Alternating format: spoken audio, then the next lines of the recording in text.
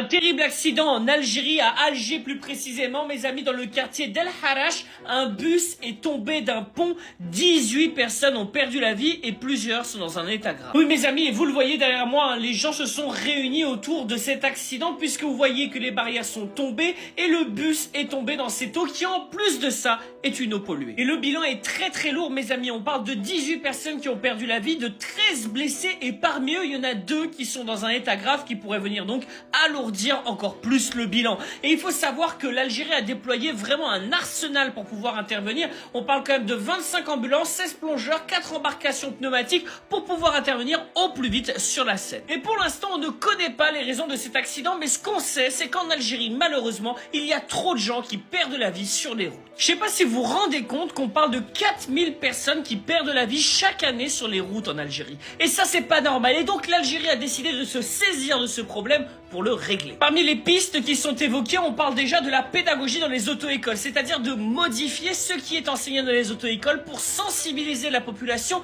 aux risques de la route, mais également des sanctions beaucoup plus lourdes. L'idée, c'est de criminaliser les plus grosses sanctions sur la route, c'est-à-dire les grands excès de vitesse et toutes les manœuvres dangereuses pour la vie d'autrui. Voilà l'objectif, c'est équilibrer d'un côté la pédagogie, de l'autre la sanction. En tout cas, mes amis, nous, on pense très fort aux victimes en espérant que la terre leur sera légère.